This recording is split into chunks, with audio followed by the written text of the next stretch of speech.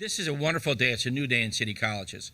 In 1995, I said students come first and not the employees. And I think today, the city colleges are saying students come first and not the employees.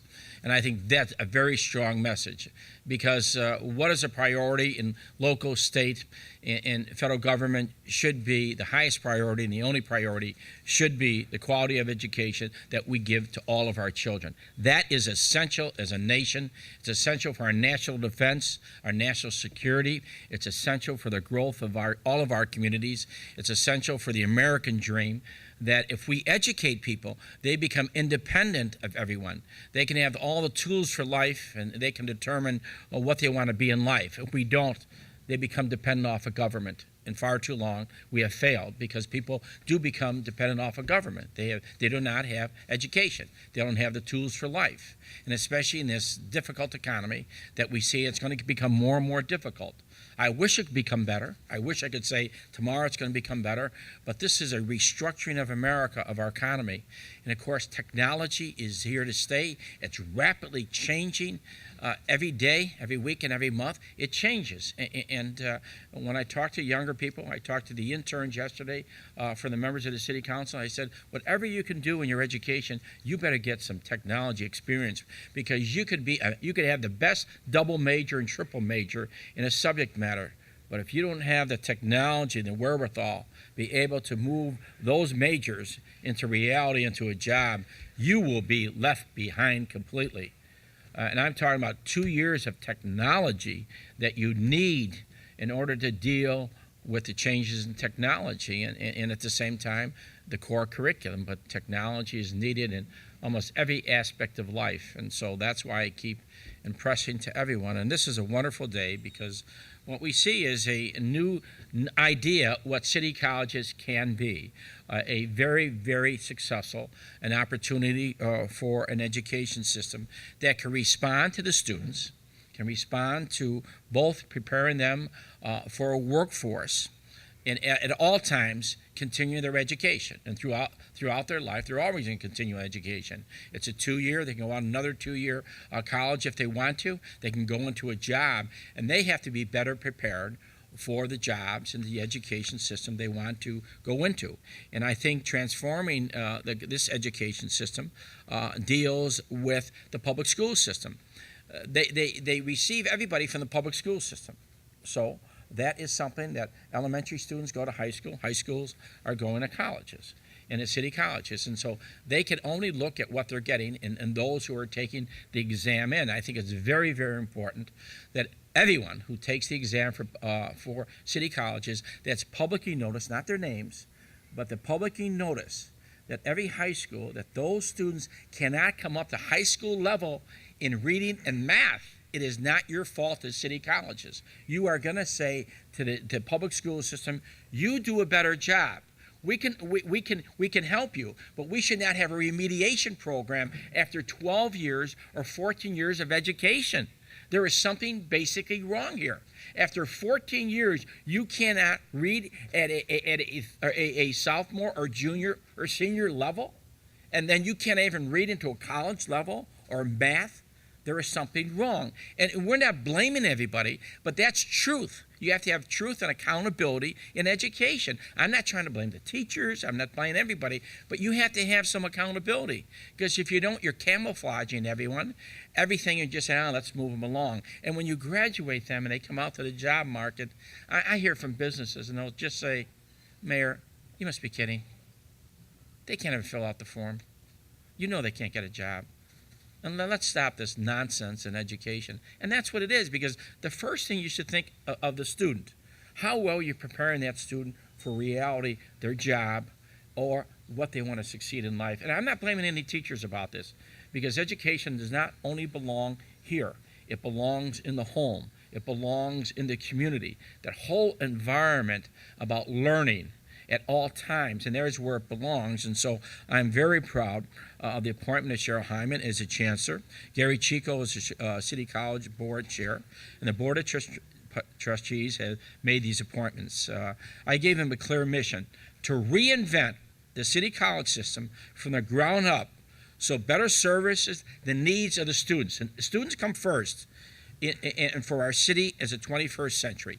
Everybody should look at the city colleges, any businesses here, and say, yes, you having graduates can come out after 2 years and come to my business. I like to hire them. They want to go on. Maybe they want to go on to night school. I'm going to give them a scholarship in whatever area. That's what I want to do.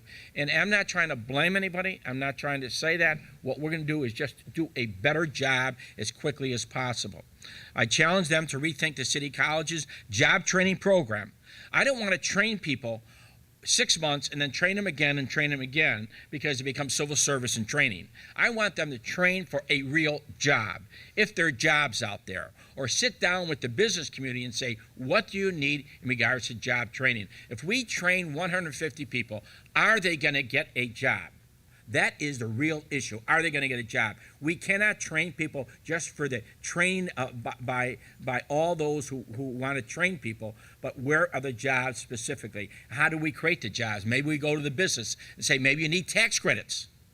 Maybe you need a free tax zone. What do you need to create the jobs that are necessary? Why are call centers all in other parts of the world? Why is that? We have to rethink that. Why can't we have call centers here that students can be working here on a whole floor dealing with call centers? And they can pick up, first of all, they get a job, part-time. They can work here, all the college students. That'd be a tremendous thing if we make every city college's call centers. And you know that. You get on a phone for 3 hours with somebody, we don't know where they are, and they're trying to tell you how to fix your computer.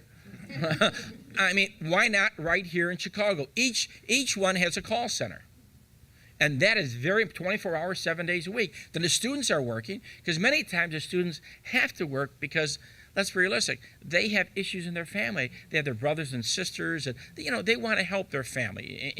And they want to not only help themselves, but they feel a responsibility of helping their brother or sister or some issue in their family. And that's why I'm very, very passionate about this. And you have to do more with less. We know this economy, again, is going to hurt everyone. It is hurting everyone. We in the city, I'm taking 10% of my pay. And Maggie looks at me and says, why? What are you doing this for? Because I really believe government should lead by example.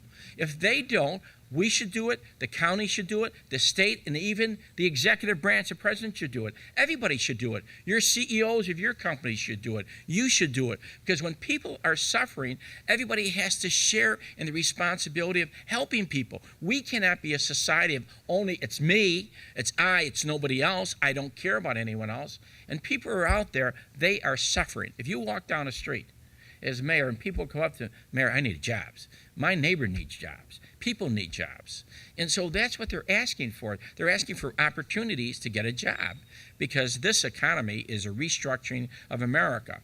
I want to compliment all what they're doing so far. It has reduced non-instruction positions by more than 300. It recommends a $3 million, now listen to this, property tax levy abatement to provide relief to Chicago taxpayers. Now think of that, $3 million. That is very important because it's the taxpayers.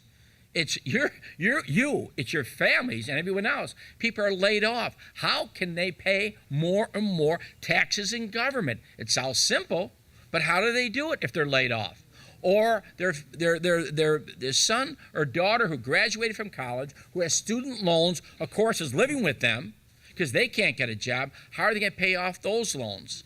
How are they going to pay off their mortgage? How are they going to pay off all their bills when their husband or wife has been cut out of a job or cut back in time? And so this is the reality. And this is not a reality show. This is what's happening on a daily basis in America. And that's why we can turn this back into a world-class institution. And there's many, many good professors out there. I've heard of great stories from students, and I've met them over years. They are out there. They're there on every aspect of every city college and people working to show that we can do it as a city college system. I think Cheryl and Gary will review their plan calls for greater accountability to the students and performance measures of all programs. So if you bring 100 people in a program and only one completes it, and he doesn't get a job or she doesn't get a job, there's something wrong with that program. That means the business community has to sit with you and determine what they need in regards to that person who's going to get a job in their company. And I think city colleges can do that. They've done that in other areas that are acceptable. At the same time, it includes a measure of success of job readiness and a program completion. If you go on the program, you have to complete the program. It can't be part-time. It can't be a 4 or 5 or 6 year program. You have to figure out why you want to complete the program and what you need.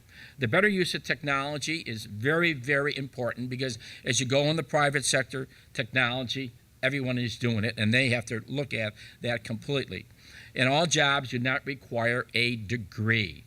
That's the other thing we have to look at. I think the vision of training with the business community is very important. Example, our Chicago Career Tech initiative and our Workforce Investment Council, the city colleges will provide specialized training that responds directly to the needs of business.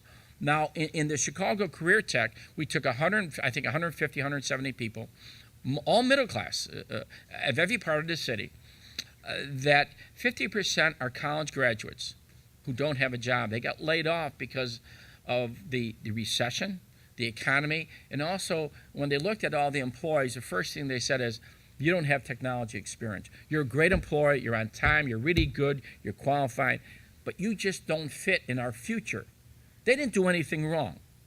They came from maybe a different education system, higher education system, and technology is not brought into the workforce. But the younger ones who come in those areas have all this technology.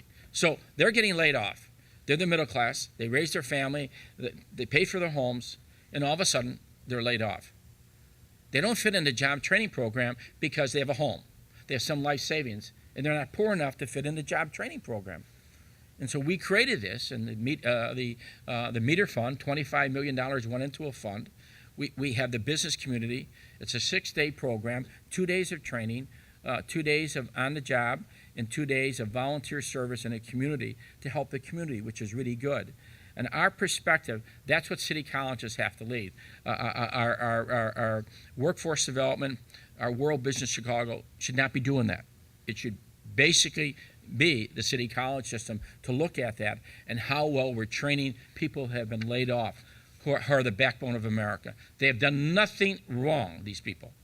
And to me, we owe a responsibility to them to rebuild their lives and bring them back. And I'm very, very excited about the plan. I'm excited about the people they brought in. I'm excited about the business community that Gary and Cheryl have brought in to say we can reinforce every school here. And you look here just east of here, west of here, there'll be one of the largest retail developments in the city of Chicago, very, very closely. There'll be designs, constructions, there'll be future jobs right there. And we have to prepare our young people right in Chicago, or anyone, to be able to get a job there. That's why we're rebuilding the communities, to help our people first and foremost in a community to be able to get a job there and work there. And I think they're on the right path. Their plan is excellent. It's accountability. It will change accordingly if they hear from students, if they hear from, yes, even the professors, the faculty. They'll hear from the community, anyone else, to make recommendations how well they can improve their plan. I think this is an exciting plan. I think there are very, very dedicated people in city colleges I met over many, many years, and they're dedicated and committed.